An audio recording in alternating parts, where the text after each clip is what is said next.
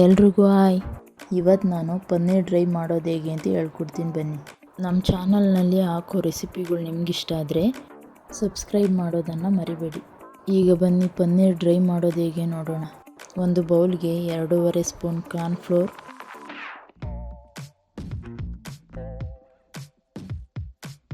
ಅರ್ಧ ಸ್ಪೂನ್ ಖಾರದ ಪುಡಿ, 1/4 ಸ್ಪೂನ್ ಗರಂ ಮಸಾಲ, 1/4 ಸ್ಪೂನ್ ಧನಿಯಾ ಪೌಡರ್, 1/4 ಸ್ಪೂನ್ ಪೆಪ್ಪರ್ ಪೌಡರ್, ರುಚಿಗೆ ತಕ್ಕಷ್ಟು ಉಪ್ಪು, ಅರ್ಧ ಪೀಸ್ ನಿಂಬೆಹಣ್ಣಿನ ರಸವನ್ನು ಸೇರಿಸಿ ಅರ್ಧ ಗ್ಲಾಸ್ ನೀರನ್ನು ತಗೊಂಡು ನೀರು ಎಷ್ಟು ಬೇಕೋ ಅಷ್ಟು ಮಾತ್ರ ಹಾಕ್ಕೊಂಡು ಹದವಾಗಿ ಕಲಸಿಕೊಳ್ಳಿ.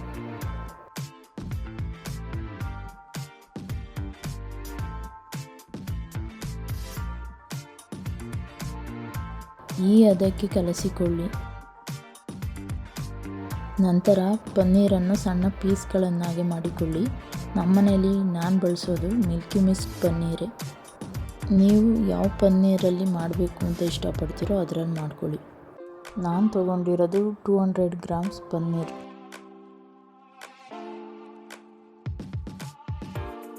ಈ ರೀತಿಯಲ್ಲಿ ಸಣ್ಣ ಪೀಸ್ಗಳನ್ನಾಗಿ ಮಾಡಿಕೊಳ್ಳಿ.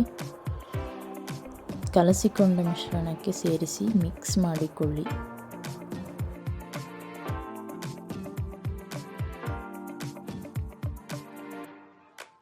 ಪನ್ನೀರಿಗೆ ಮಸಾಲೆ ಅಂಟುವ ತನಕ ಚೆನ್ನಾಗಿ ಮಿಕ್ಸ್ ಮಾಡಿಕೊಳ್ಳಿ. ಎಣ್ಣೆ ಕಾಯಲು ಇಟ್ಟಿದ್ದೆ. ಕಾಯ್ದ ಎಣ್ಣೆಗೆ ಒಂದೊಂದೇ ಪನ್ನೀರ್ ಪೀಸ್ಗಳನ್ನು ಸೇರಿಸಿ ಫ್ರೈ ಮಾಡಿಕೊಳ್ಳಿ. ಗ್ಯಾಸ್ ಫ್ಲೇಮ್ ಮೀಡಿಯಮ್ ಇರಲಿ.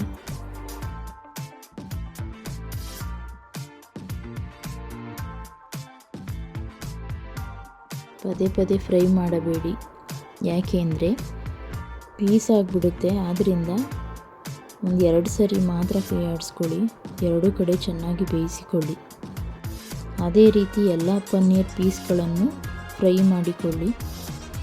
2 ನಿಮಿಷ ಪನ್ನೀರನ್ನು ಬೇಯಿಸ್ಕೊಂಡ್ರೆ ಸಾಕಾಗುತ್ತೆ.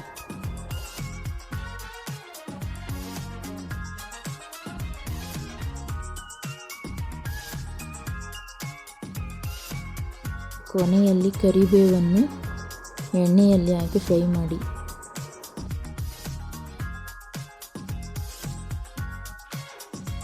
ಈಗ ರೆಡಿಯಾಗಿದೆ ಪನ್ನೀರ್ ಡ್ರೈ. ಟ್ರೈ ಮಾಡಿ ಹೇಗಿದೆ ಅಂತ ಕಮೆಂಟ್ಸ್ ಮಾಡಿ.